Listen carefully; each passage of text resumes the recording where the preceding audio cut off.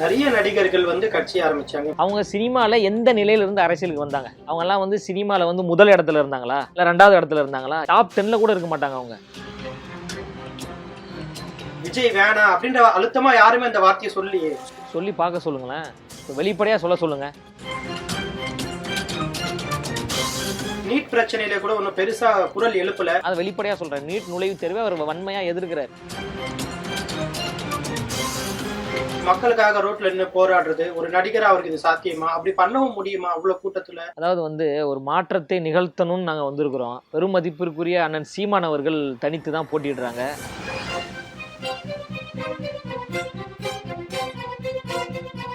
பணமும் இருந்தது, குணமும் இருந்தது. கேப்டன் அவர்களை எதிர்கட்சி வரிசையில் உட்கார வைத்தார்கள். பணமும் இருக்கிறது, குணமும் இருக்கிறது, மிகப்பெரிய படையும் இருக்கிறது. 2026 முதலமைச்சராக போறாரு.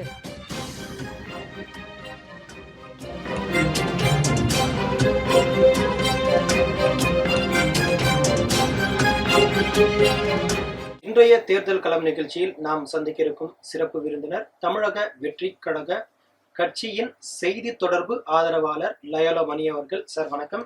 வணக்கம் சார். விஜய் ஒரு நடிகர் என்பதை தாண்டி இப்போ ஒரு அரசியலுக்கு வந்திருக்காரு, இதை எப்படி பாக்குறீங்க? வரவேற்கிறோம். மக்கள் எல்லாம் ஆதரவு கொடுக்குறாங்க. 26ல் முதலமைச்சராக மாறக்கூடிய ஒரு தலைவராக இருக்கிறார். அவர் நடிகர் அல்ல, அவர் ஒரு தலைவர். நடிகராக பார்த்திருந்தால் நான் அவருக்கு ஆதரவாக பேசியிருக்க மாட்டேன்.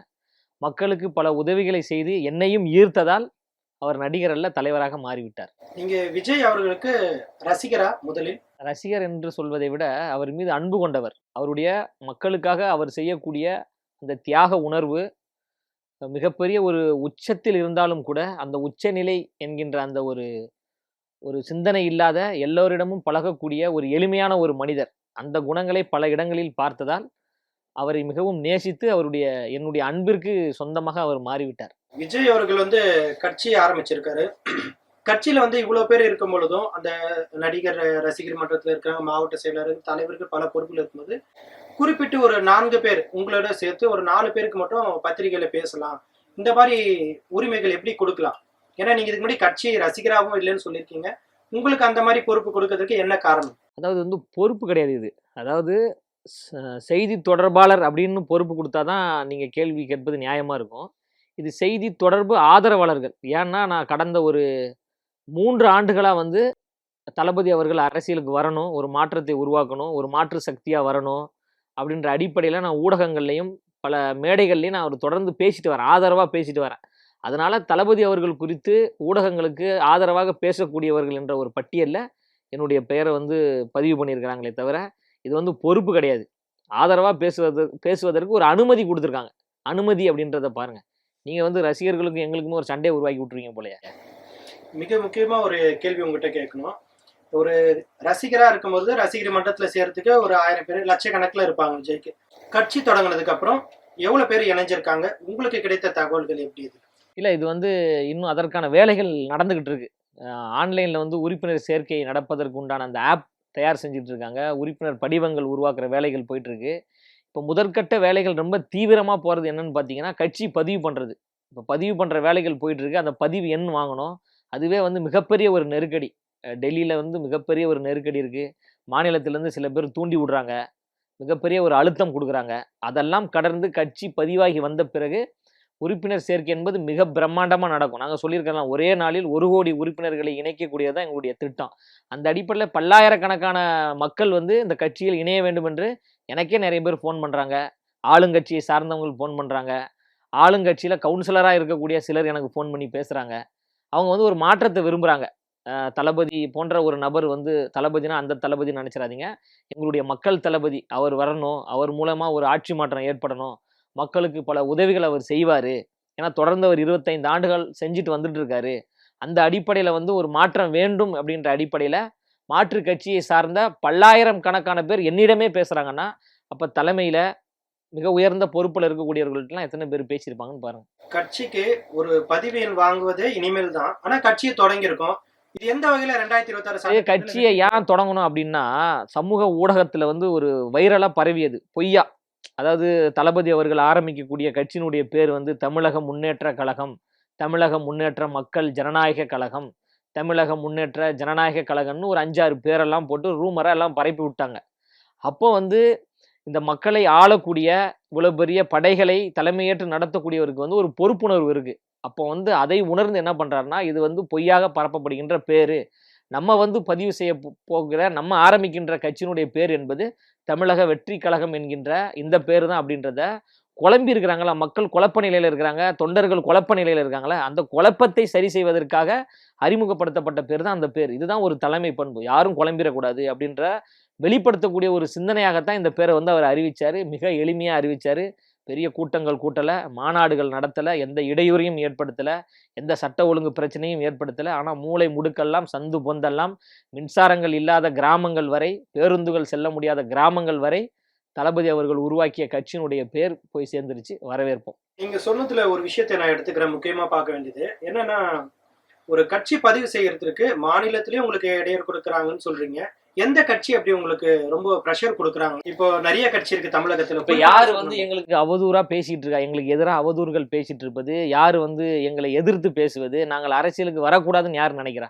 உங்களுக்கு தெரிஞ்சிருக்கும். மாநிலத்தை ஆண்டு கொண்டிருக்கின்ற திமுக, அதிமுக, மத்தியிலே ஆட்சி செய்து கொண்டிருக்கின்ற பாரதிய ஜனதா போன்ற கட்சிகள் எங்களுக்கு வந்து மிகப்பெரிய ஒரு நெருக்கடி கொடுக்குறாங்க. ஏன்னா ஒரு மிகப்பெரிய ஒரு மக்கள் செல்வாக்கு கொண்ட ஒரு நபர், தமிழ் சினிமாவில் நம்பர் 1 இடத்துல இருக்கக்கூடிய ஒரு நபர், மிகப்பெரிய ஒரு செல்வாக்கோடு வராரு. மார்க்கெட்டு மிகப்பெரிய ஒரு உச்சத்தில் இருக்கு. நீர்த்து போகலை, பட வாய்ப்புகள் இல்லாமல் வரல. இப்பயும் அவர் வந்து ஒரு படத்திற்கு 200 கோடி ரூபாய் கொடுங்க அப்படின்னு கேட்டால் கொடுப்பதற்கு தயாரிப்பாளர்கள் கியூவில் நிற்கிறாங்க. அப்படி உச்சத்தில் இருக்கக்கூடிய ஒரு நபர், இவ்வளோ பெரிய கோடிக்கணக்கான பணம் எனக்கு தேவையில்லை, ஆனால் என்னை இவ்வளோ பெரிய உயரத்திற்கு கொண்டு வந்து சேர்த்த இந்த தமிழ்நாட்டு கோடிக்கணக்கான மக்களுக்கு நான் ஏதாவது நன்மை செய்யணும், அவர்கள் இல்லை என்றால் நான் இல்லை, பிரிவினையற்ற ஒரு சமத்துவ அரசியலை முன்னெடுக்கணும் என்ற ஒரு உயர்ந்த நோக்கத்தோடு வர்றதுனால ஆண்ட கட்சிகள், ஆள துடிக்கின்ற கட்சிகள், ஆட்சி செய்து கொண்டிருக்கின்ற கட்சிகளுக்கு எல்லாம் வந்து ஒரு அச்சம் ஏற்பட்டிருக்கு. அவர்கள் தடுக்கிறார்கள். இதுல நீங்க வந்து இந்த தமிழகத்துல ஆளும் கட்சிகள், ஆண்ட கட்சிகள் சொல்றீங்க. ஆனா எல்லாருமே வந்து விஜய் அரசியலுக்கு வந்தோன்னா அவங்க முகநூல்லையும் பேட்டிலையும் அவங்க சொல்றது வந்து வரவேற்கிறோம், மக்களுக்கு நல்லது செய்யட்டும், இந்த வார்த்தையை தான் சொல்றாங்க. இவர் வரக்கூடாது, விஜய் வேணாம் அப்படின்ற அழுத்தமா யாருமே இந்த வார்த்தையை சொல்லி பார்க்க சொல்லுங்களேன். இப்போ வெளிப்படையாக சொல்லுங்க. இப்போ திரு உதயநிதி ஸ்டாலின் அவர்களை பத்திரிகையாளர் சந்திப்பு முன்பு விஜய் அவர்கள் வந்ததை நான் மிக வன்மையாக கண்டிக்கிறேன், அவர் வரக்கூடாதுன்னு அவர் சொல்லுங்க. இது ஒரு ஜனநாயக நாடு, எல்லாரும் அன்புள்ளத்தோடு வரவேற்கிறாங்க, நாங்களும் இன்முகத்தோடு அதை வரவேற்கிறோம், ஏற்றுக்கொள்கிறோம். இது சட்டம் நமக்கு அந்த அதிகாரம் கொடுத்துருக்கு. யார் வேண்டுமானாலும் அரசியல் கட்சி ஆரம்பிக்கலாம். ஆனால் வெற்றி பெறுவதும் தோல்வி பெறுவதும் மக்கள் தான் தீர்மானிப்பாங்க. அந்த அடிப்படையில் எல்லாரும் வரவேற்கிறாங்க. வெளிப்படையாக யாரும் எதிர்க்க முடியாதுல்ல. அவர் வந்து என்ன ஒரு 10 பேரோடய வராரு, வெறும் படையை திரட்டிட்டு வராரு, மிகப்பெரிய ஒரு படை. எல்லாருக்கும் அந்த அச்ச உணர்வு மனசுக்குள்ள இருக்கு, அதை வெளிப்படுத்த முடியாது. அதனால வந்து அவங்க வரவேற்கிறாங்க, நாங்களும் அதை வரவேற்கிறோம். அவ்வளவுதான். நீங்க சொல்லி பாருங்கன்னு ஒரு வார்த்தை சொன்னீங்க. அப்படி அகேன்ஸ்டா சொல்லிட்டாங்கன்னா என்ன பதில் இருக்கும்? எல்லாத்துக்கும் 2026 வாக்கு தான் பதிவு, வேற எதுவுமே கிடையாது. எங்களுடைய ஒரு விரல் புரட்சின்னு சொல்றாங்கல்ல, அது நாங்க மட்டும் சொல்லலை, எல்லாரும் ஒரு விரல்ல தான் ஓட்டு போட்டாகணும். அந்த புரட்சி என்பது 2026 நடக்கும். மக்களுடைய உள் உணர்வும் அப்படிதான் இருக்கு. ஒரு மாற்றம் தேவைப்படுது. ஆண்டாண்டு காலமா ஆட்சியும் அதிகாரமும் பொறுப்பும் ஒரே குடும்பத்தில் இருக்கு, அதை மாற்றணும். அதற்கு ஒரு வலுவான எதிர்கட்சிகள் இங்க இல்லை. அப்ப அந்த எதிர்கட்சிகளை ஸ்தம்பிக்கக்கூடிய, அந்த எதிர்கட்சிகளுடைய ஒரு பலம் பொருந்திய ஒரு நபராக தளபதி அவர்கள் வருவதால் அவரை வந்து நம்ம சரியா பயன்படுத்திக்கணுன்ற மக்களுக்கு அந்த உள்ளுணர்வு இருக்கு. இது போன்ற நபர் இனிமேல் வரப்போறது இல்லை. இவ்வளவு ஒரு பெரும் படையோடு, பெரும் செல்வாக்கோடு, உலகம் முழுவதும் பேசப்படக்கூடிய ஒரு நபராக இதன் பிறகு, இப்ப அண்ணன் தளபதி விஜய்க்கு பிறகு யார் இருக்கா? கிடையாது. அதற்கு முன்பும் யாரும் இல்லை. அப்போ ஒரு சரியான ஒரு நபர் வராரு, அவரை வந்து நம்ம சரியா பயன்படுத்திக்கணுன்ற ஒரு பொறுப்புணர்வு மக்களுக்கு வந்துருச்சு. இதுவே எங்களுக்கு ஒரு மிகப்பெரிய ஒரு வெற்றியை கொடுத்துரும். நீங்க சொல்லும்போது இந்த குடும்ப அரசியல் சொல்றீங்க, தாத்தா பையன் இந்த மாதிரி வரிசையில வராங்கன்றீங்க. விஜய் இந்த அரசியல் கட்சி தொடங்கி ஒரு முதலமைச்சர் ஆகிறாருன்னு வச்சுக்குவோம், அவருக்கு அப்புறம் அவன் பையன் தானே அந்த பொறுப்பு எடுப்பாரு. அப்படின்னும் போது நீங்க அந்த கட்சியில இருப்பீங்களா? எப்பவுமே வந்து இப்பதான் வந்து குழந்தை பிறந்திருக்கு, அது வந்து நடக்குமா, ஓடுமா, பறக்குமா, அது டாக்டர் ஆகுமா, இன்ஜினியர் ஆகுமா அப்படின்ற ஒரு கேள்வி இருக்கு பார்த்தீங்களா? இதுவே வந்து மிகப்பெரிய ஒரு ஆபத்து ஜனநாயகத்தில். இப்போதான் கட்சி பேரை நாங்கள் வந்து பதிவுக்கு போயிருக்கு, இன்னும் பதிவெண் வாங்கிட்டு வரணும், இன்னும் பொறுப்பாளர்கள் போட வேண்டியிருக்கு. ஆட்சி அமைத்த பிறகு நாங்கள் என்னென்ன செயல் திட்டங்கள் கொண்டு வருவோம், மக்களுக்கு என்ன உதவிகள் செய்ய போகிறோம், மிகப்பெரிய மாநாடு நடத்தப்பட வேண்டியிருக்கு. மாநாட்டில் தலைவர் பேச போகிறாரு. எல்லாத்தையுமே நானே பேசிட்டேன்னா இப்போ மாநாட்டில் தலைவர் என்ன பேசுவார்? எல்லாமே உங்களுக்கு 2 மாதத்தில் எல்லாமே தெரிஞ்சிடும். நாங்கள் வந்து அதாவது வந்து இது வந்து ஒரு ஜனநாயக நாடுங்க. மன்னராட்சி வீழ்த்தப்பட்டு ஜனநாயகம் உருவாக்கப்பட்டிருக்கு. அதற்காக பல பேர் தியாகம் செஞ்சிருக்காங்க. அந்த காலத்துல மன்னர் அவங்க அப்பா மன்னரா இருப்பாரு. அதன் பிறகு பையனுக்கு முடி சூட்டுவாரு. இதெல்லாம் வேணான்னு சொல்லி தானே நம்ம வந்து இவ்வளோ பெரிய இழப்புகளை இழந்து ஒரு ஜனநாயகத்தை நோக்கி வந்திருக்கோம். அப்ப நீங்க வந்து சமூக நீதி, சமத்துவம், ஜனநாயகம், நேர்மை அப்படின்னு சொல்லிட்டு நீங்க வரீங்க. அந்த ஜனநாயகமும் சமத்துவமும் உங்ககிட்ட இருக்கா? ஜனநாயகமும் சமத்துவம் உங்ககிட்ட இருந்துச்சுன்னா ஆட்சியும் அதிகாரம் ஒரே குடும்பத்துல எப்படி வரும்?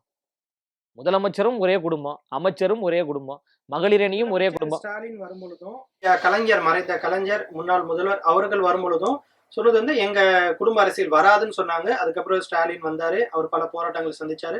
நேரடியா உதயநிதி வந்து சினிமா துறையில இருந்து வந்திருக்காரு. அதுலயும் பல கட்சிக்குள்ளேயே ஒரு பிளவு ஏற்படக்கூடிய ஒரு நிலை வராம கொண்டு வரணுக்காக தான் குடும்ப அரசியல கொண்டு வந்தோன்னு ஒரு பதிவிட்டு இருக்காங்க.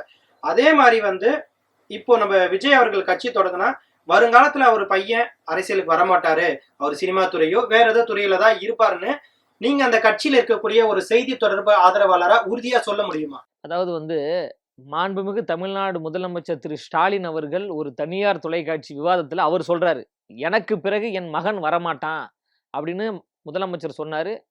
சொன்னது நடக்கல, அவங்க பையன் வந்துட்டாரு. இப்ப நீங்க கேட்ட கேள்விக்கு எங்கள் தலைவர், நம்ம தலைவர், அடுத்த தமிழ்நாட்டின் முதல்வர் அண்ணன் தளபதி விஜய் அவர்கள் சொன்னா சரியா இருக்கும். அவர் சொல்லுவார். அதுக்கு தான் ஒரு 2 மாசம் வெயிட் பண்ணீங்கன்னா அவர் மாநாட்டுல எல்லாமே அறிவிச்சிருவார். நான் சொல்வதை விட அவர் சொல்வதற்கு பலம் அதிகமா இருக்கும். அந்த வார்த்தைக்கு பலம் அதிகமா இருக்கும். நீங்க சொல்றது நான் எடுத்துக்கிறேன். இருந்தாலுமே வந்து அங்க முதலமைச்சர் ஒரு தொலைக்காட்சி நிகழ்வு சொல்லும் போது இந்த வார்த்தையை சொன்னாரு, வரமாட்டாருன்னு. ஆனா கடைசியில வந்தாரு. அந்த மாதிரி ஒரு நிலை வந்து வாய்ப்பு இருக்கா? மற்றும் ஒரு அரசியல் கட்சியா வரல, மாற்றத்திற்கான ஒரு அரசியல் கட்சியா வரோம். மற்றும் ஒரு நபரா அவர் வரல, மாற்றத்தை உருவாக்கக்கூடிய ஒரு முதன்மையான ஒரு நபரா வராரு. அப்படின்ற போது அங்க வந்து குடும்ப கட்சி முறைகள்லாம் அங்க இருக்காது. அது ஜனநாயகத்தை நேசிக்க கூடும். இப்போ தளபதி அவர்கள் வெற்றி பெற்று முதலமைச்சராகவோ உள்ள போனார்னா அவர் தான் முதல் அதிகாரத்தை நோக்கி அவர் குடும்பத்துல போறாரு. இப்போ வெற்றி பெற்று எம்எல்ஏ ஆனார்னா அவர் குடும்பத்தை அவர் தான் முதல் எம்எல்ஏ. அவங்க அப்பாவோ அவங்க தாத்தாவோ கிடையாது. அவருடைய ரசிகர்கள், அவர் ரசிகர் மன்ற நிர்வாகிகள் யாருன்னு பார்த்தீங்கன்னா, பூ விற்கிறவங்க, தேங்காய் விற்கிறவங்க, ஆட்டோ ஓடுறாங்க, பஸ்ல கண்டக்டரா இருக்கிறவங்க, கூலி தொழிலாளர்கள், மூட்டை தூக்குறவங்க தான் கோடிக்கணக்கான ரசிகர்கள் அவர் கூட இருக்கிறாங்க. யாரும் வந்து மிட்டா மிராசோ பெரிய பண்ணையார்களோ கோடீஸ்வரர்களோ கிடையாது. இதுதானே புரட்சியாளர் அம்பேத்கரும் தந்தை பெரியார் அவர்கள் என்ன சொல்றாங்க, எளிய மக்களுக்கும் அதிகாரம், அனைத்து மக்களுக்கும் ஜனநாயகன்றாரு. அப்போ விஜய் அவர்களுடைய தொண்டர், அவருடைய ரசிகர் யாராவது ஒருத்தர் வெற்றி பெற்று சட்டசபைக்குள்ள போனார்னா இதுதானே அம்பேத்கர் பெரியாருடைய கனவு. ஆனா திமுக அப்படி நடக்குமா? அதிமுக அப்படி நடக்குதா? ஆண்டாண்டு காலமா அதை தான் சொல்றாங்க. சமூக நீதின்றாங்க, சமத்துவன்றாங்க, ஜனநாயகன்றாங்க. எங்க சமூக நீதி இருக்கு? வேங்க வயல்ல சாதாரண மக்கள் குடிக்கக்கூடிய தண்ணி தொட்டியில மலத்தை கலந்து 400 நாள் ஆயிடுச்சுல. உங்களுடைய சமூக நீதி எங்க போச்சு? உங்களுடைய சமத்துவம் எங்க போச்சு? உங்களுடைய ஜனநாயகம் எங்க போச்சு? ஆட்சி அதிகாரம் உங்ககிட்ட தானே இருக்கு. உங்ககிட்ட தான் நாங்க கேள்வி கேட்க முடியும். அப்ப அதற்கெல்லாம் எந்த விடையுமே இல்லை, எந்த தீர்வுமே நீங்க பண்ணாம மீண்டும் மீண்டும் வந்து இது சமூக நீதிக்கான அரசு, இது வந்து ஒரு ஜனநாயகத்துக்கான அரசுன்னு எத்தனை வருஷமா நீங்க ஏமாத்துவீங்க? அப்போ உங்க பொருள் எடுத்து உங்களே போடணும். அப்போ அதற்காக சமூக நீதியும் சமத்துவமும் ஜனநாயகமும் உங்களை விட நேர்மையாக எங்களால கொடுக்க முடியும் அப்படின்ற அடிப்படையில ஒரு உன்னத நோக்கத்தோடு தலைவர் அவர்கள் வராரு, தளபதி அவர்கள் வராரு. அதை மக்கள் உணர்ந்துட்டாங்க, மக்கள் வரவேற்கிறாங்க, ஆதரிக்கிறாங்க. அதனுடைய தீர்ப்பு, அதனுடைய தீர்வு 2026 சட்டமன்ற தேர்தலில் உங்களுக்கு தெரிஞ்சிடும். சட்டமன்ற தேர்தலில் ஒரு குறிப்பிட்ட ஒரு பிரச்சாரத்தை நீங்க பிரச்சாரத்துக்கு போகும்போது ஒரு குறிப்பிட்ட சில வார்த்தைகளோ சில மக்களுக்கு பணி செஞ்சதோ செய்யாத வச்சுதான் நம்ம பிரச்சாரத்தில் ஈடுபடுவோம். அப்படின்னும் போது நீங்க எதை முன்வைத்து இந்த பிரச்சாரத்தை தொடங்குவீங்க? இல்ல, அது 2 மாசத்துல மாநாடு இருக்கு. மாநாட்டுல தலைவர் அறிவிப்பாங்க. இவர் நேரடியா வந்து நடிகரா இருந்து அரசியல்ல குதிக்கல. 2002 இருந்து, எனக்கு விவரம் தெரிஞ்சு சொல்றேன், 2002 இருந்து 2024 வரைக்கும் குறைஞ்சது பாத்தீங்கன்னா 20 ஆண்டுகளுக்கு மேலாக மக்களோடு வாழ்வியலோடு அவர் கலந்திருக்கிறாரு. எங்கெல்லாம் வந்து அநீதி நடக்கிறதோ, எங்கெல்லாம் வந்து அக்கிரமங்கள் நடக்கிறதோ, அங்கெல்லாம் திரைத்துறையில் இருந்து கொண்டு அவரால் எவ்வளவு தூரம் குரல் கொடுக்க முடியுமோ குரல் கொடுத்திருக்கிறாரு. அந்த அடிப்படையில தான் வந்து மக்கள் வந்து அவரை வந்து உச்சி முகர்ந்து ஏன் வரவேற்கிறாங்க? எல்லா நடிகரையும் இப்படி வரவேற்ற முடியுமா? அப்ப இவரை வரவேற்கிறாங்க அப்படின்னா இவர் வந்து இந்த மண்ணுக்காகவும் மக்களுக்காகவும் பேசியிருக்கிறாரு. அதுவும் குறிப்பா பாத்தீங்கன்னா காமராஜருக்கு பிறகு இந்த மண்ணை ஒரு தமிழன் ஆளவில்லையே அப்படின்னு நம்ம எல்லாம் சொல்றோம். தளபதி விஜய் அவர்கள் இந்த மண்ணின் மகன், இந்த மண்ணுக்கு சொந்தக்காரன். நீங்க சொல்ற மாதிரி ஒரு பச்சை தமிழர் தானே. நாங்க ஏதாவது ஊழல் பண்ணியிருக்கோமா, கொள்ளடிச்சிருக்கோமா, இல்ல குடும்ப ஆட்சி முறை நடக்குதா, ஆட்சி அதிகாரம் எல்லாம் நாங்க வச்சிருக்கிறோமா? கொள்ளை இந்த மாதிரி குடும்ப ஆட்சி இது எல்லாமே நீங்க அரசியலுக்கு வந்ததுக்கு அப்புறம் மட்டும் தான் இதை சொல்ல முடியும். அரசியல்ல வந்து அதுல ஒரு சட்டமன்ற வந்துட்டோம். அதாவது நாங்க வந்துட்டோம். இதெல்லாம் நாங்க நடைமுறைப்பட்ட, அதாவது சட்டமன்ற இல்ல சட்டமன்ற உறுப்பினர் ஆகிதான் அதை சொல்லணும் கிடையாது. கண்ணெதிர ஒரு அநீதி நடக்குதுன்னா அந்த அநீதியை நாங்கள் செஞ்சுட்டு தான் நாங்கள் சரி பண்ணுவோம்லாம் கிடையாது. அநீதி நடக்குன்னா அதை தட்டி கேட்கணும். எங்கெல்லாம் அடக்குமுறைகள் நடக்கிறதோ அங்கெல்லாம் நீயும் நானும் தோழர்களே. அதனால தான் எங்கள் தலைவர் என்ன சொல்றாரு, அனைவருக்கும் நன்றி தோழர்களேன்னாரு. பார்த்தீங்களா, இது இடதுசாரி சிந்தனை, இதான் முற்போக்கு சிந்தனை. முற்போக்காக சிந்திக்கிறாரு, தொலைநோக்கோடு சிந்திக்கிறாரு, மக்களுக்கு பல நன்மைகள் செய்யணும்னு நினைக்கிறாரு. அவர்கிட்ட கோடி கோடியாக பணம் இருக்குங்க, அவருக்கு மனசும் இருக்குது. அதாவது வந்து பணம் இருக்கும் மனிதரிடம் குணம் இருப்பதில்லை, குணம் இருக்கும் மனிதரிடம் பணம் இருப்பதில்லை. ஆனால் இந்த ரெண்டுமே பார்த்தீங்கன்னா சில பேருக்கு தான் இருக்கும். அந்த சில பேரே வந்து மக்கள் அவ்வளோ எளிதாக விடமாட்டாங்க, கொண்டாடுவாங்க. பணமும் இருந்தது, குணமும் இருந்தது. ஐயா எம்ஜிஆர் அவர்களை முதலமைச்சர் ஆக்கி அழகு பார்த்தார்கள். பணமும் இருந்தது, குணமும் இருந்தது. கேப்டன் அவர்களை எதிர்கட்சி வரிசையில் உட்கார வைத்தார்கள். பணமும் இருக்கிறது, குணமும் இருக்கிறது, மிகப்பெரிய படையும் இருக்கிறது. 2026 முதலமைச்சராக போறாரு. சந்தோஷம் தானே? வந்தா வரவேற்போம், மகிழ்ச்சி. அது வருவதற்கு நீங்க கடினமான ஒரு உழைப்பு போட வேண்டியது இருக்கு. இளைஞர்கள்ன்றது ஒரு பக்கம். நம்ம ஒரு ஒரு நடிகர் ஒரு படம் வந்தாலுமே விஜய், அஜித், எந்த நடிகர்கள் இருந்தாலும் ஒரு படம் வச்சு பேனர் வச்சு அதுக்கு ரசிகர் மன்றம் வச்சு ஏரியாவில் ஒரு 100 பேரை கூப்பிட்டு நாங்கள் இந்த ரசிகர் மன்றத்தில் இருக்கோம்னு சொல்றது மொத்தமா அவங்களை கூப்பிட்டு வந்து இப்போ அரசியலில் நுழைக்கும் பொழுது எப்படி அவங்க கட்சிக்கு இணக்கமா எப்படி செயல்படுவாங்க, எப்படி வெற்றி அவர் வந்து அதை அவர் அப்படியே அதை ரசிகராகவே அவர் வைக்கல. அந்த கோடிக்கணக்கான ரசிகர்களை வந்து அவர் எப்போவோ வந்து பக்குவப்படுத்தி அரசியல் படிச்சுட்டாரு. அதனால தான் வந்து அம்பேத்கரை படிங்கள், பெரியாரை படிங்கள், காமராஜரை படிங்கள்ன்றாரு. எங்கெல்லாம் பேரிடர்கள் நடக்குதோ அங்கெல்லாம் முதலாளாக சென்று உதவி செய்யுங்கன்னு சொல்றாரு. கண்தான முகாம் நடத்துறாங்க, இரத்த தான முகாம் நடத்துறாங்க, இரவு பாடசாலை நடத்துறாங்க, நூலகங்கள் திறந்திருக்கிறாங்க. இது போன்ற வரலாற்று சிறப்பு மிக்க நிகழ்வுகளை தன்னுடைய ரசிகர்களாக இருந்தவர்களை உதவிகள் செய்ய வைத்து தொண்டர்களாக மாற்றி இப்போ தலைவர்களாக மாற்ற போறாரு. எந்த ரசிகனுக்குமே வந்து நான் தலைவன் ஆகணுன்ற ஒரு ஆசை இருக்கும். இப்போ ரசிகராக இருந்த எல்லாருமே நாளைக்கு மாவட்ட செயலாளர், அடுத்து அவன் கவுன்சிலராக மாற போகிறான், அடுத்து அவன் சட்டமன்ற உறுப்பினர், அடுத்து அவன் மினிஸ்டர். அப்போ அவனுக்கு அதானே அவன் விரும்புகிறான். நம்ம தலைவர் என்ன தருவார் நமக்கு? அவன் வந்து கோடி கோடியாக செலவு பண்ணுறான், பாலாபிஷேகம் வைக்கிறான், பட்டாசு போடுறான், பெரிய பெரிய பேனர்லாம் வைக்கிறான். அதற்கு ஒரு தலைவர் என்ன திருப்பி கொடுப்பார்? பணம் கொடுக்க மாட்டார். அவனுக்கு வந்து ஒரு அதிகாரத்தை கொடுப்பாரு. அந்த அதிகாரத்தை 20 ஆண்டுகளாக வந்து பக்குவப்படுத்திட்டாரு. கடந்த உள்ளாட்சி பிரதி தேர்தலில் 160க்கும் மேற்பட்ட இடங்களில் போட்டிக்கிட்டு மக்கள் இயக்க பிரதிநிதிகள் போட்டிக்கிட்டு 115 இடங்களுக்கு மேல் வெற்றி பெற்றிருக்காங்களே. ஒரு பானை சோற்றிற்கு ஒரு சோறு பதம்னு சொல்லுவாங்கல்ல. அப்போ மக்கள் ஓட்டு போட்டதுனால ஜெயிக்க முடிஞ்சுச்சு. வெறும் ரசிகர்கள் மட்டுமா ஓட்டு போட்டிருப்பாங்க? இங்கே ரசிகர்கள் என்பது வேற கிடையாது, மக்கள் என்பது வேற கிடையாது. ரசிகர்கள் தான் மக்கள், மக்கள் தான் ரசிகர்கள். இப்போ திரையில கொண்டாடப்பட்ட ஒரு மிகப்பெரிய ஒரு நபர் அரசியல் களத்துக்கு வரும்போது இங்கே இயல்பாகவே எல்லாருக்கும் ஒரு ஈகோ இருக்கும். தன்னுடைய ஹீரோ என்னைக்குமே தோற்றக்கூடாது. அது சினிமாவாக இருந்தாலும் சரி, அரசியலாக இருந்தாலும் சரி. அப்போ நேரடியாக உங்களுக்கு நான் உதவி செய்கிறேன் அப்படின்னு அரசியலுக்கு வரும்போது தன்னுடைய ஹீரோ அரசியலில் தோற்றக்கூடாது என்கின்ற ஒரு ஈகோ தமிழ்நாட்டில் இருக்கிற 7 கோடி தமிழருக்கும் இருக்குது. அந்த அடிப்படையில் தான் அவரை வரவேற்கிறாங்க. அவரும் அவரை நம்பி வரல, தளபதி அவர்களை நம்பி வரல, தமிழ்நாட்டு மக்களை நம்பி வராரு. உப்பிட்ட தமிழ் மண்ணை நான் மறக்க மாட்டேன்னு சும்மா நாங்கள் பாட்டெலாம் பாட மாட்டோம். மறக்காம தான் கட்சி அறிவித்தோம், கொள்கை கோட்பாடுகளை சொல்லிட்டோம், இனிமேல் செயல் திட்டங்களை நாங்கள் சொல்ல போகிறோம். சொல்லிட்டு உறுதியாக வரோம். 26 மக்கள் என்ன தீர்ப்பை கொடுக்குறாங்களோ அதை மனப்பூர்வமாக நாங்கள் ஏற்றுக்கொள்வோம். நிறைய நடிகர்கள் வந்து கட்சி ஆரம்பிச்சாங்க. மன்சூர் அலிகான்லேருந்து பாக்கியராஜ்லேருந்து இன்னும் பேர் சொல்ல முடியாத அளவுக்கு நிறைய நடிகர்கள் அந்த காலத்துல இருந்து வந்தாங்க. எம்ஜிஆர் தவிர்த்து மற்ற எல்லாரும் வந்து பெரிய அளவுல வந்து வளரலன்னும் போது அந்த கட்சி வந்து ஸ்ட்ராங் ஆகல. அப்படின்னும் போது விஜய் மக்கள் இயக்கம் ஸ்ட்ராங் ஆகிறதுக்கு என்ன காரணம்? அதாவது நீங்கள் சொன்னீங்களே சில நடிகர்களுடைய பேர்லாம் சொன்னீங்க, அவங்கெல்லாம் கட்சி ஆரம்பிச்சாங்கன்னா அவங்க சினிமாவில் எந்த நிலையிலிருந்து அரசியலுக்கு வந்தாங்க? அவங்கெல்லாம் வந்து சினிமாவில் வந்து முதல் இடத்துல இருந்தாங்களா, இல்லை 2வது இடத்துல இருந்தாங்களா? எல்லாருமே பார்த்தீங்கன்னா டாப் 10ல் கூட இருக்க மாட்டாங்க. அவங்க மக்களால் வந்து சிவாஜி இருந்தாரு, அவரு தான் அப்ப டாப் 10. அங்க டாப் 1 யாருன்னு பார்த்தீங்கன்னா எம்ஜிஆர் ஐயா இருந்தாரு. அப்போ இப்போ தமிழ் சினிமாவில் டாப் 1 மார்க்கெட் உச்சத்தில் இருக்கு, 1000 கோடி ரூபாய் பிஸ்னஸ் இருக்கக்கூடிய நபர் யாருன்னு பார்த்தீங்கன்னா அது அண்ணன் தளபதி விஜய் அவர்கள் தான். அப்படிப்பட்ட ஒரு நபர் முதல் மதிப்பெண்ணில் இருக்கிறாரு, முதல் தரத்தில் இருக்கிறாரு, டாப்ல இருக்கிறாரு. அவர் அரசியலுக்கு வருவதற்கும் நீங்க குறிப்பிட்ட மற்றவர்கள் அரசியலுக்கு வருவதற்கும் வித்தியாசம் இருக்குல்ல. அப்போ ஒரு முதல் நபராக வரக்கூடிய, ஒரு முதல் தரத்தில் இருக்கக்கூடிய, ஒரு டாப்பாக இருக்கக்கூடிய நபர் அரசியலுக்கு வரும்போது அது இயல்பாகவே மக்கள் சிந்திக்கிறாங்கல்ல, மார்க்கெட்டு உச்சத்தில் இருக்கு, எதற்காக இவர் அரசியலுக்கு வரணும்? அப்போ இவருக்கு ஏதோ ஒரு உயரிய நோக்கம் இருக்கு அப்படின்ற அடிப்படையில் திமுகவில் இருப்பவர்கள் கூட, அதிமுகவில் இருப்பவர்கள் கூட, பிஜேபியில் இருப்பவர்கள் கூட தானாக முன் வந்து அடுத்த முறை அவர் கண்டிப்பாக அவருக்கு நாங்கள் தான் ஓட்டு போடுவோம், ஒரு முறை ஒரு வாய்ப்பு அவருக்கு நம்ம கொடுப்போம், அவர் அதை சிறப்பாக செஞ்சுட்டாருன்னா அடுத்தடுத்து நம்ம அவருக்கு வாய்ப்பு தொடர்ச்சியாக கொடுப்போம் அப்படின்ற இயல்பாக மக்கள் பேசக்கூடிய அந்த மனநிலை வந்துருச்சு. ஒரு வாய்ப்பை கொடுப்போம் அப்படின்னு வந்துட்டாங்க. நாங்கள் வந்து ஒரு விரல் புரட்சின்னு வந்திருக்கிறோம், மக்கள் உங்களுக்கு ஒரு வாய்ப்பு இருக்குது, உறுதியாக நாங்கள் அந்த வாய்ப்பை கொடுப்போம் அப்படின்னு வந்துட்டாங்க. பார்த்தீங்களா, இதுவே எங்களுக்கு வந்து 99.9% வெற்றியை நோக்கி நாங்கள் வந்துட்டோம். விஜய் படங்கள்ல அதிகமாக சொல்லக்கூடிய ஒரு டைலாக் இருக்கு, இன்னைக்கு நடக்கிற விஷயத்த நாளைக்கு மக்கள் மறந்துடுவாங்க. அதை மறக்கிறதுக்கு அடுத்து இது நடிகர் விஜய் நடித்த படத்திலே இந்த வசனங்கள்லாம் வந்திருக்கு. இன்னைக்கு நீங்க பண்றது எல்லாமே தேர்தல்ல வாக்கா மக்கள் எப்படி கொடுப்பாங்க, நாளைக்கு இன்னொரு நல்ல விஷயம் வருது, இன்னொரு புது புது அறிவிப்புகள் திட்டங்கள் வரும்பொழுது இதை மறந்துட்டு அங்கதானே போக பார்ப்பாங்க. அதாவது அதுக்கு தான் எங்களுக்கு வந்து ஒரு 1.5 வருஷம் இடைவெளி இருக்குல்ல. மறப்பது மனிதர்களுடைய மக்களுடைய இயல்பு. அதை நினைவுபடுத்தி கொண்டே இருப்பது எங்களை போன்றவர்களுடைய கடமை. 1.5 வருஷம் இருக்கு. நாங்க என்னெல்லாம் மக்களுக்கு செஞ்சிருக்கோம், என்னெல்லாம் மக்களுக்கு நாங்க செய்ய போறோம்.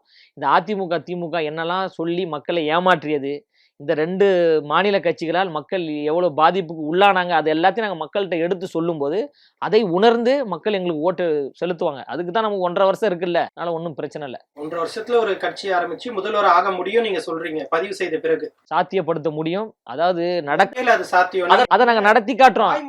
வாய்மொழி அதாவது நாங்க சாத்தியப்படுத்த முடியும், சாத்தியப்படுத்தி காட்டுவோம். 2026 வரைக்கும் வெயிட் பண்ணுங்கன்னு தான் சொல்றேன். நீங்க அவசரமே பட வேணாம். அதை நாங்கள் சாத்தியப்படுத்துவோம். அதற்கான வேலைகள்லாம் நடந்துட்டு இருக்கோம். இந்த உலகத்துல சாத்தியமற்றதுன்னு எதுவுமே கிடையாது. எல்லாராலையும் சாதிக்க முடியும், சாதித்து காட்ட முடியும். ஐயா எம்ஜிஆர் அவர்கள் நினைத்து பார்த்தாரா தமிழ்நாட்டுடைய முதலமைச்சராகும்னு? அம்மையார் ஜெயலலிதா அவர்கள் நினைத்து பார்த்தாங்களா தமிழ்நாட்டுடைய முதலமைச்சராகும்னு? ஐயா கேப்டன் அவர்கள் நினைத்து பார்த்தாரா எதிர்கட்சி வரிசையில் உட்காருவோன்னு? தமிழ்நாட்டு மக்கள் நினைத்தார்கள் என்றால் நாளைக்கே முதலமைச்சராயிடலாம். மக்கள் நினைச்சா முடிஞ்சிருச்சுங்க. எம்ஜிஆர் ஜெயலலிதா காலகட்டம் இந்த சமூக வலைதளங்கள் இதெல்லாம் அந்த அளவுக்கு இல்லை. ஒரு கட்சி நடிகர், இவர் ஒரு நல்ல மனிதர், எங்க போனாலும் சாப்பாடு, நம்மளை கவனிப்பாரு, ஒரு அன்பானவர் சொல்லி அப்படி வந்தாங்க. இப்போ சமூக வலைதளங்கள்ல ஒவ்வொரு நாளும் ஒவ்வொரு கருத்துக்கள் வந்துட்டு இருக்கு. இந்த டைம்ல இது சாத்தியம் ஆகிறதுக்கு எப்படி வாய்ப்பு? இது கற்பனையான ஒரு வார்த்தையாகவே இருக்கு. எதுவுமே கிடையாது, எல்லாம் நனவாகும். சாத்தியப்படுத்துவோம். சாத்தியப்படுத்தக்கூடிய ஒரு பயணமாக தான் எங்களுடைய பயணம் இருக்கு. அதுல எந்த மாற்று கருத்துமே கிடையாது. இவ்வளவு காலம் வெயிட் பண்ணிட்டீங்கல்ல, தளபதி அவர்கள் கட்சி ஆரம்பிப்பாரா நீங்க கேள்வி கேட்டீங்க. கட்சியும் ஆரம்பிச்சிட்டாரு. இன்னும் ஒரு 1.5 வருஷம் நீங்க வெயிட் பண்ணுங்க, தலைமைச் செயலகத்துல சந்திப்போம். இதுல என்ன இருக்கு? வெற்றி பெறுவதற்கு எங்களுடைய வாழ்த்துக்கள். இன்னும் பல விஷயங்கள் இருக்கு உங்ககிட்ட பேச வேண்டியதுல.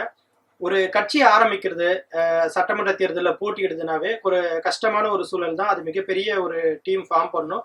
அந்த வகையில நீங்க இப்பதுல இருந்தே பேச்சுவார்த்தை ஆரம்பிச்சது. ஏன்னா 1.5 வருஷம்ன்றது ரொம்ப குறுகிய நாள் தான்.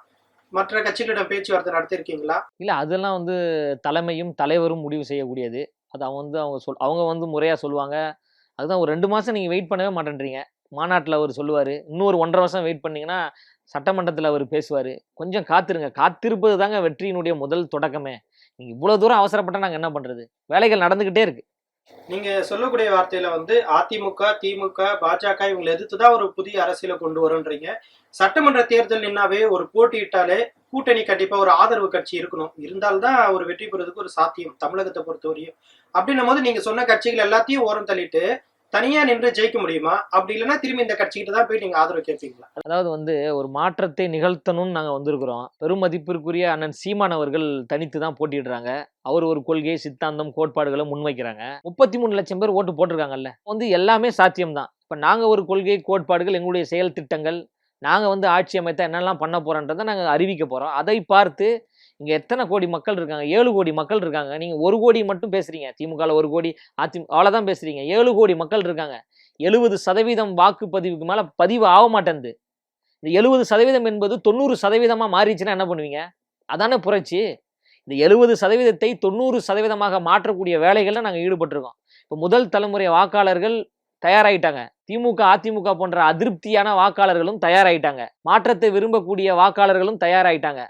அண்ணன் தளபதி விஜய் அவர்களை நேசிக்கக்கூடிய வாக்காளர்களும் தயாராயிட்டாங்க. இப்போ என்னன்னா 2026 சட்டமன்ற தேர்தல் தேதி அறிவிக்கப்பட்ட உடனே வாக்காளர் அடையாள அட்டை கையில் எடுத்துக்கொண்டு கியூவில் நின்று வெயில் அடித்தாலும் மழை பெய்தாலும் இடி இடித்தாலும் அங்கே போய் நேராக உள்ளே போயிட்டு ஓட்டு போடும்போது கண்ணை மூடி சிந்திப்பாங்க. அதிமுக என்ன செய்தது, திமுக என்ன செய்தது, புதுசாக வரக்கூடிய அண்ணன் தளபதி விஜய் அவர்கள் என்ன செய்வார்னு சிந்திக்கும் போது அவங்களுக்கு இயல்பாகவே அந்த ஒரு விரல் என்பது நேராக அண்ணன் தளபதி அவர்கள் அறிவிக்கின்ற அந்த சின்னத்தை நோக்கி போயிடும். அந்த ஒரு உறுதியோடும் அந்த ஒரு பாசிட்டிவ் எனர்ஜியோடு நான் இருக்கிறோம். அதனால உறுதியா நாங்க வெல்லுவோம். மாற்று கருத்தே வேணாம். மற்ற கட்சிகளோட ஆதரவு இப்ப எப்படி இருக்கு விஜய்க்கு? ஏன்னா நீங்க நிறைய முறை சொல்லியிருக்கீங்க எங்ககிட்ட எல்லா கட்சிக்காரும் பேசுறாங்க அப்படின்னும் போது இப்ப எந்தெந்த கட்சிகளா ஓரளவுக்கு உங்களுக்கு சப்போர்ட் இருக்கு?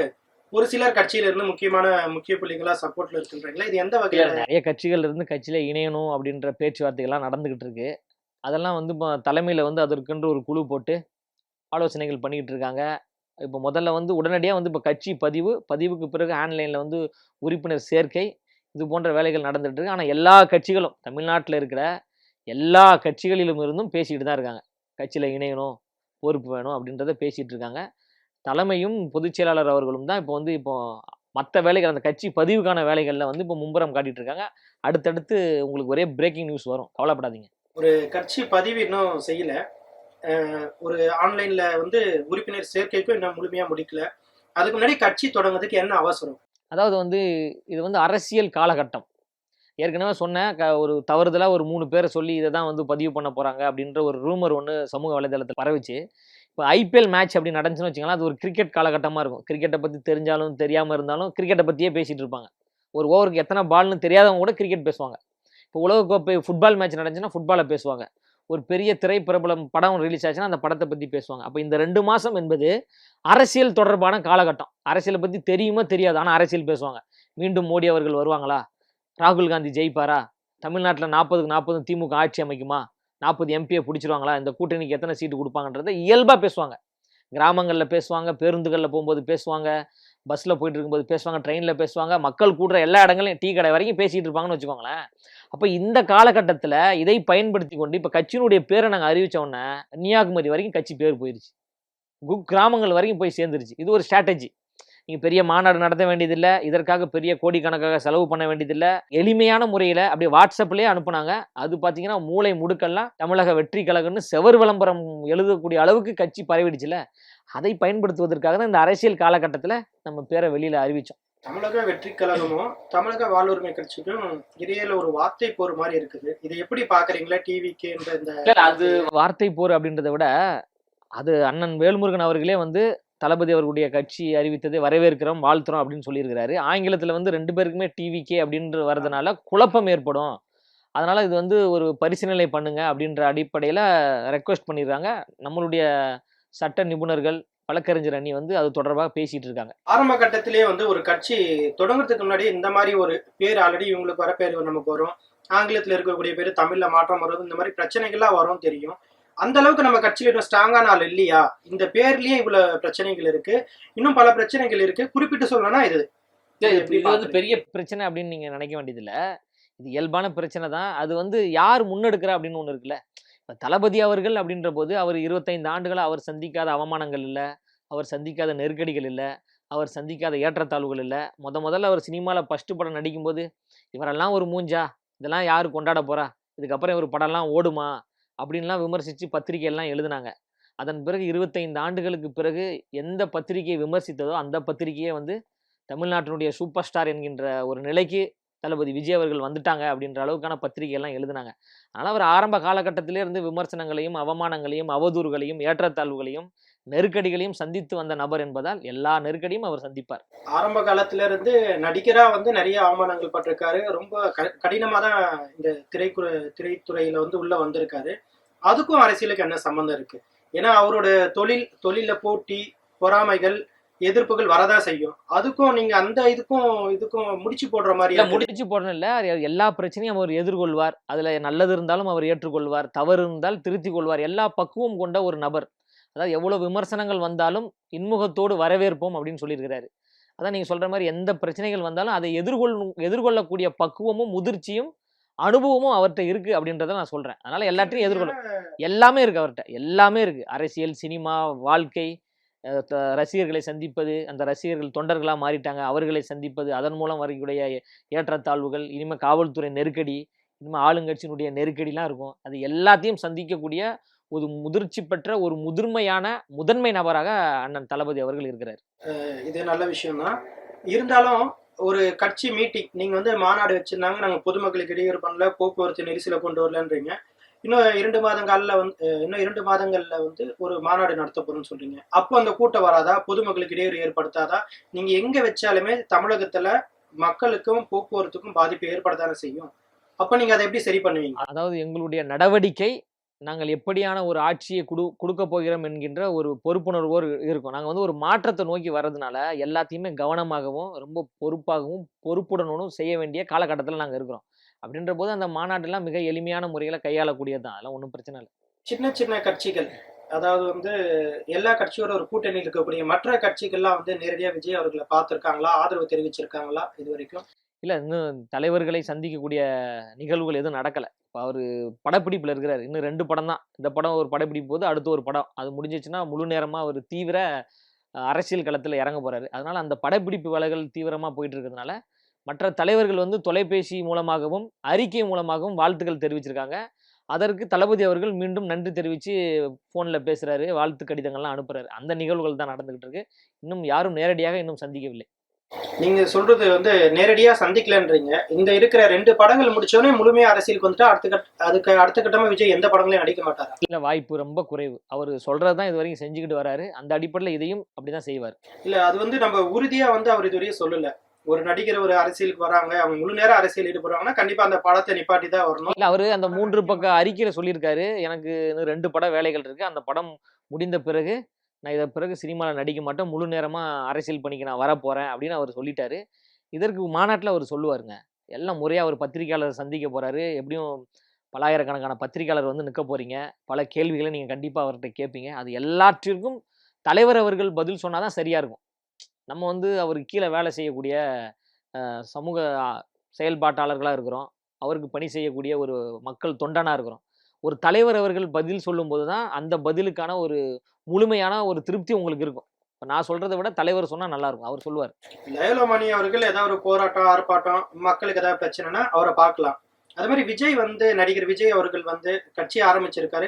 இதற்கப்புறம் வரக்கூடிய போராட்டங்கள், ஆர்ப்பாட்டங்கள் இந்த மாதிரி இதுல நிறைய கலந்துக்குவாரா? நீட் பிரச்சனையில கூட ஒன்றும் பெருசா குரல் எழுப்பல. இல்லத்திற்கு சென்று அனிதாவிட்ட போய் பார்த்தாரு, ஆறுதல் தெரிவிச்சாரு, இதெல்லாம் ஓகே. மக்களுக்காக ரோட்ல நின்று போராடுறது ஒரு நடிகரா அவருக்கு இது சாத்தியமா? அப்படி பண்ணவும் முடியுமா? அவ்வளவு கூட்டத்துல நடிகரா தானே அவர் முதல்ல பார்ப்பாங்க. அத நீங்களே கேட்டீங்க. இப்ப அவர் களத்துல இறங்கி போராட்டத்துக்கு களத்துக்கு வந்தாருன்னா, கட்டுக்கடங்காத கூட்டம் வரும். இத வந்து அரசு சமாளிக்குமா? காவல்துறை சமாளிப்பாங்களா? அப்ப திரு விஜய் அவர்கள் வந்து சட்ட ஒழுங்கு பிரச்சனையை ஏற்படுத்துறாங்கன்ற ஒரு அவதூறு பரப்பிங்க. அதனால வந்து மிகப்பெரிய ஒரு உச்சத்துல இருக்கக்கூடிய நபர்கள் வந்து அவ்வளவு எளிதாலாம் வந்து போராட்ட களத்துக்கு வந்துர முடியாது. ஆனா அவருடைய எதிர்ப்புகள் என்பது எப்பவுமே தொடர்ந்து விளிம்பு நிலை மக்களுக்கு ஆதரவா தான் இருக்கும். இப்ப தங்கை அனிதாவினுடைய வீட்டிற்கு அவர் போறார் அப்படின்னாவே நீட்டை எதிர்க்கிறாருன்னு தான் அர்த்தம். அங்க போறதுக்கே ஒரு பெரிய மன தைரியம் வேணும். யாராவது போனாங்களா? போகலல்ல. திரையின் உச்சத்தில் இருக்கக்கூடிய யாராவது போய் பார்த்தாங்களா? போல. அப்ப அந்த அடிப்படையில அவர் போயிருக்காருன்னா, நீட்டை எதிர்க்கிறாரு. நான் அத வெளிப்படையா சொல்றேன். நீட் நுழைவுத் தேர்வை அவர் வன்மையா எதிர்க்கிறார். எதிர்க்கக்கூடிய ஆள் தான் நானு. அப்ப என்னை போன்றவர்களுக்கு வந்து ஒரு ஒரு அங்கீகாரம் குடுக்குறாருன்னா, அப்ப எங்களுடைய போராட்டத்தை அவர் மதிக்கிறாரு. இப்ப ஸ்டெர்லைட்ல 13 பேர் சுட்டு படுகொலை செய்யப்பட்டாங்க கடந்த அதிமுக அரசாங்கத்தால். அந்த 13 பேருடைய குடும்பத்தை சந்திப்பதற்கே ஒரு தைரியம் வேணும்ல. அப்ப போய் சந்திக்கிறாரு. ஒவ்வொரு குடும்பத்தையும் பார்க்குறாரு. பாதிக்கப்பட்டவங்களுக்கு ரூ. 1,00,000 நிவாரண உதவி செய்றாரு. இதெல்லாம் பண்றாருல்ல. இதெல்லாம் ஒரு மக்களுக்காக தானே பண்றாரு. ஈழத்தமிழருக்காக குரல் குடுக்குறாரு. தமிழக மீனவர்களுக்காக குரல் குடுக்குறாரு. சரி. மாணவர்களுக்கு பரிசளிப்பு விழா செய்றாரு. அதுல வந்து ஆகச்சிறந்த தலைவர்களுடைய பெயர்கள் எல்லாம் மேற்கோள் காமிச்சு படிக்க சொல்றாரு. அம்பேத்கரை படிங்க, பெரியாரை படிங்க, காமராஜரை படிங்கன்றாங்க. இந்த 3 தலைவர்களுமே வந்து சமத்துவத்திற்காகவும், சமூக நீதிக்காகவும், ஜனநாயகத்திற்காகவும், ஒரு மனிதநேயத்திற்காகவும் போராடிய தலைவர்கள். இவர்கள் எல்லாம் படிக்கணும் அப்படின்னு சொல்லும்போதே, அந்த இளம் பிஞ்சுகள், அந்த பள்ளி மாணவர்களுடைய உள்ளத்துல அம்பேத்கரையும், பெரியாரையும், காமராஜரையும் கடத்துறாரு. இதுதான் தலைமை பண்பு. இதற்கு வந்து மிகப்பெரிய ஒரு மனசு வேணும். அந்த பெரும் தலைவர்கள கொண்டு போய் சேர்க்க வேண்டியது. இத திமுக, அதிமுக போன்ற கட்சிகள் செஞ்சிருக்கணும். திமுக எத்தன பேர்ட்ட பெரியார கடத்துனாங்க? எத்தன பேர்ட்ட அம்பேத்கர கடத்துனாங்க? எத்தன பேர்ட்ட காமராஜர கடத்துனாங்க? காமராஜரை தோற்கடித்தவர்கள் தான் திமுக கட்சியை சார்ந்தவர்கள். அவர்கள் வந்து காமராஜர்லாம் ஒண்ணும் இளம் தலைமுறைக்கு கடத்த மாட்டாங்க. இப்படி கடத்தக்கூடிய வேலை இருக்குல்ல. அதுவே ஒரு திராவிட கட்சிகள் என்பது அது சரியா செய்யலையா? திராவிட கட்சிகள் என்று சொல்வதை விட அது மாநில கட்சிகள் அவ்வளவுதான். கட்சி பேர்ல திராவிடம் இருக்கும். ஆனா அந்த கட்சிக்குள்ள வந்து திராவிட கோட்பாடுகள் இருக்காது. அதுல வந்து திராவிட கோட்பாடு அப்படின்னாவே அது வந்து பெரியாரிய கோட்பாடு. பெரியார் சொல்லக்கூடிய கோட்பாடு என்பது திராவிட கோட்பாடு அவ்வளவுதான். அதுல தந்தை பெரியார் அவர்கள் என்ன சொல்றாரு? மெயினா அவர் சொல்றதே வந்து சமூக நீதி, சமத்துவம், ஜனநாயகம், பெண்ணுரிமை. பெண்கள் எல்லாரும் படித்து முன்னேற வர வேண்டும் என்கின்ற ஒரு கோட்பாட்டை சொல்றாரு. ஒரு 17 வயது மதிக்கத்தக்க ஒரு சிறுமி மருத்துவராக வேண்டும் என்கின்ற ஒரு கனவோடு நீங்க சொல்ற திராவிட கோட்பாடுகளை உள்ளடக்கிய அதன் மூலம் வெற்றி பெற்ற ஒரு சட்டமன்ற உறுப்பினருடைய வீட்டிற்கு வேலைக்கு வராங்க. அப்ப அந்த குடும்பத்தால் அந்த 17 வயது சிறுமி சாதி ரீதியாலும் உடல் ரீதியாலும் எவ்வளவு துன்புறுத்தப்பட்டாள் என்று நமக்கு எல்லாத்துக்கும் தெரியும். அந்த பெண்ணிற்கான சமூக நீதி கிடைத்து விட்டதா? பெண் உரிமை கிடைத்து விட்டதா? இன்ன வரைக்கும் கிடைக்கலையே. கைது பண்ணியிருக்கிறீங்க. அந்த பாதிப்பை ஏற்படுத்தின எம்எல்ஏ அவருடைய மகனையும் மருமகளையும் கைது பண்ணியிருக்கீங்க. அந்த பாதிப்புக்குள்ளான அந்த 17 வயது சிறுமிக்கு என்ன பண்ணீங்க? எதுவுமே பண்ணல. தொடர்ந்து வந்து ஆணவ படுகொலைகள் நடக்குது, சாதிய படுகொலைகள் நடக்குது. இதற்கெல்லாம் என்ன தீர்வு? எதுவுமே பண்ணல. எதுவுமே பண்ணாமல் வந்து நாங்கள் பெரியார் வழியில் ஆட்சி செய்கிறோம், சமூக நீதி வழியில் ஆட்சி செய்கிறோன்ற அந்த ஒரு கேள்வி இருக்குல்ல, அது ரொம்ப ஒரு தவறு. அதை பயன்படுத்தாதீங்க அப்படின்ற அடிப்படையில் சொல்கிறேன். அது திராவிட கட்சிகள் கிடையாது, மாநில கட்சிகள். இன்னும் குறைஞ்ச நாளே இருக்குது 2026 சட்டமன்ற தேர்தலுக்கு. குறைஞ்ச ஆண்டுகள் குறைந்த நாள் தான் சொல்ல முடியும். ஏன்னா கட்சியை ஸ்ட்ராங் பண்ண வேண்டிய இருக்கு, பலப்படுத்த வேண்டிய நிறைய இருக்குது. இந்த நேரத்துல நீங்க ரசிகர்களுக்கும் தொண்டர்களுக்கும் என்ன சொல்ல விரும்புறீங்க? அதாவது கவனமாகவும் பொறுமையாகவும் பொறுப்புடனும் செயல்பட வேண்டிய ஒரு காலகட்டத்தில் இருக்கோம். ஏன்னா எதிரிகள் பார்த்தீங்கன்னா மிக யானை பலத்தில் இருக்கிறாங்க. மாநிலத்தை ஆளக்கூடியவர்களாக இருந்தாலும் சரி, மத்தியில் ஆளக்கூடியவர்களாக இருந்தாலும் சரி, மிகப்பெரிய ஒரு யானை பலத்தில் ஆலமரம் போன்று இருக்கிறார்கள். அந்த மிகப்பெரிய ஆலமரத்தை அசைக்கக்கூடிய வேலையில தான் நம்ம ஈடுபட்டிருக்கோம். அதனால வந்து பொய் வழக்குகள், காவல்துறையால் அடக்குமுறைகள், இது போன்ற மிரட்டல்கள்லாம் வரும். மிரட்டல்கள் எல்லாத்திற்கும் பயப்படாமல் துணிந்து ஒரு மாற்றத்தை உருவாக்கக்கூடிய ஒரு வேலையை செய்யணும். 26ல் தளபதி அண்ணன் விஜய் அவர்களை அந்த முதலமைச்சர் அரியாசனத்தில் அமர்த்த வேண்டிய ஒரு பொறுப்பு நமக்கு இருக்கு. அதை உணர்ந்து நம்ம எல்லாரும் வேலை செய்வோம். தமிழக வெற்றி கழகம் வெற்றி பெறுவதற்கு வாழ்த்துக்கள். நன்றி நன்றி நன்றி. பாதகம் செய்பவரை கண்டால் நாம் பயங்கொள்ளலாகாது பாப்பா, மோதி மிதித்து விடு பாப்பா, அவர் முகத்தில் உமிழ்ந்து விடு பாப்பா. அண்மை செய்திகளை உடனுக்குடன் தெரிந்து கொள்ள இணைந்திருங்கள் இயம்நாடு தொலைக்காட்சியுடன்.